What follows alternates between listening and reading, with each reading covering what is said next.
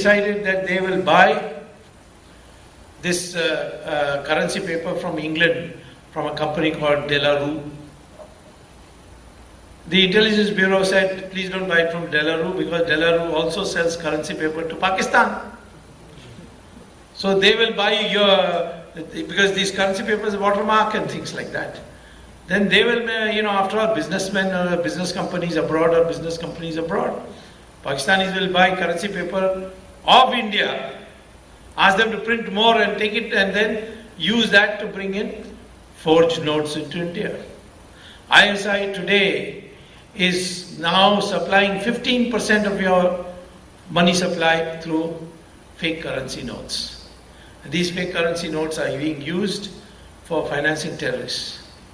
Pakistan over these last few years has developed such a network in India with this money that now no more need for a Kasab to come from Pakistan to blow up Bombay. Homegrown, unemployed youths have been recruited, radicalized, and now every city of India has got a cell of the Indian Mujahideen which has affiliations to the Al-Qaeda. So your national security has also been affected. And once this greed for money starts growing, then you're prepared to do anything. What has happened in this 2G spectrum case? And why did I take it? I took it because I came to see that the amount of money was enormous. Later on the CAG calculated as a loss of 1,76,000 crore rupees. When I presented this to the Supreme Court, the judge asked me, how many zeros is that? I said 11 zeros. He said, Bapre Bap, I've never seen so many zeros in my life.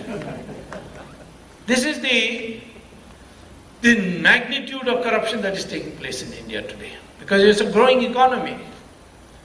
Telecom is growing so fast.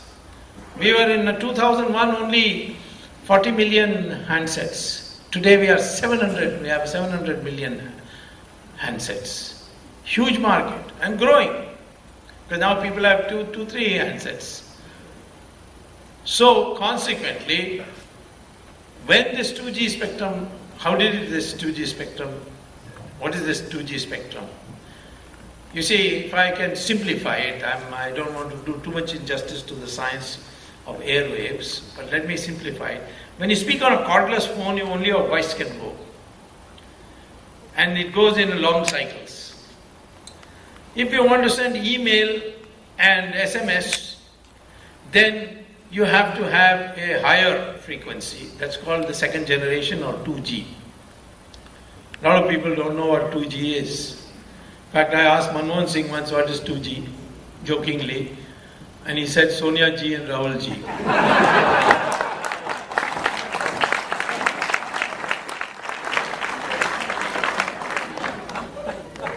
There's only higher waves, So more information. If you want to send video of you talking and seeing the other person who's received the phone, then you have to have 3G, which means even more higher frequency. And the sky has to be partitioned. So it's a limited resource. And when the demand goes up, the price for spectrum should go up. But both Raja and later I found out Chidambaram together were empowered to decide the price. And what price did they decide? They decided that we will give spectrum in 2008 at the price that was prevailing in 2001. That means the price which was 10 times more in 2008 was sold at 1/10 the price in 2001. So this is the first thing, and this is what has caused the loss. If you had sold it at the market price in 2008, the country would have got 1,76,000. That's about $44 billion. $44 billion extra. By which you could have wiped out your deficit. You could have financed your infrastructure. So many things you could have done with it. It's all gone. Because you sold it at that. Of course, Raja took 2 more steps. He wanted that of the people who apply, only few should apply. And therefore he introduced a system of complicated cut-off dates, all illegal. First he said everybody can apply. Then he said anyone, that he announced in first week of September. Then he announced, no, only those who apply up before October 1, on or before October 1, 2007, they will be considered. After all the applications had come in, even then 575 applications came in. On 10th of January he gives a statement that I have now decided that only those who applied on or before 25th September 2007 I will consider. That's totally illegal. You have put a cut-off date of 1st October 2007. After it is over and two and a half, almost 3 months later, you decide that it is going to be 25th of September. And so the applications get cut down. Then he puts another condition on the 10th of January, which he issues only in his ministry website, that he issues at 2:45 p.m. on 10th of January, and which the press release says, from 3:30 to 4:30 today, whoever brings a demand draft for 1650 crores will get the license. Now you tell me in India you can't even get 1 crore demand draft in such a short time of 45 minutes. Yet 9 companies came with demand drafts. Obviously they had advanced information. 2 of those companies were not even telecom companies. They were real estate companies. One was called Swan and the other was called Unitech.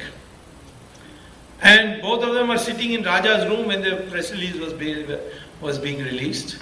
And they already had got the demand drafts. And as soon as the announcement came, they were ushered in by his private secretary and they were given the license. Since they had no experience whatsoever, they didn't have a single tower, they had no equipment. What did they do? They went and sold their licenses to 2 foreign companies.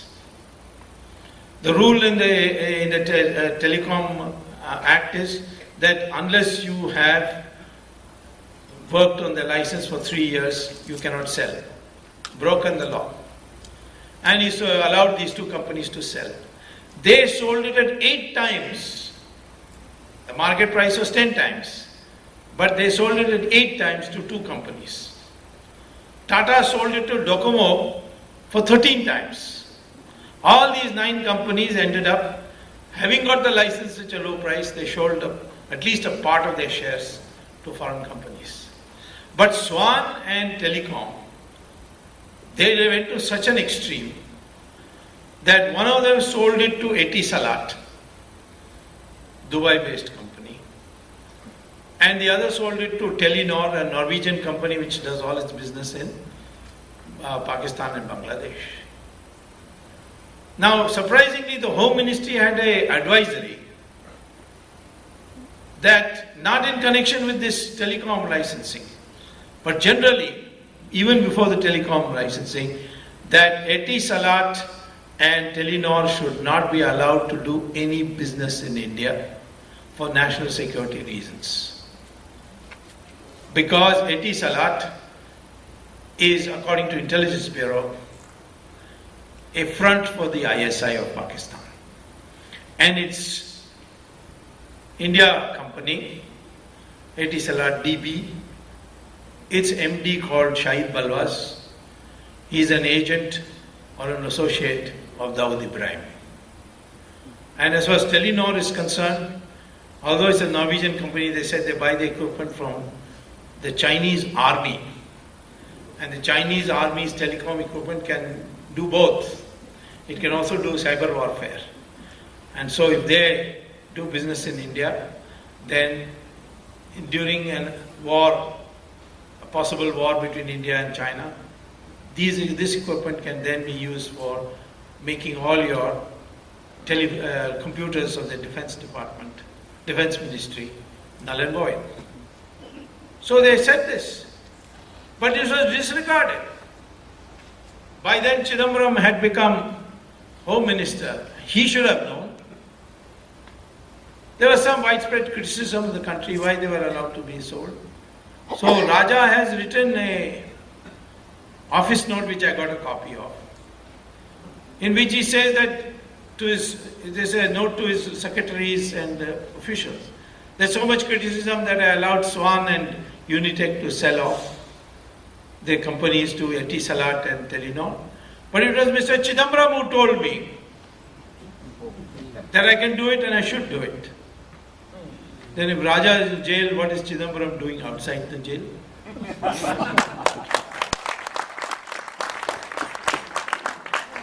I said this to the Supreme Court on the 13th of May. That here are the documents which show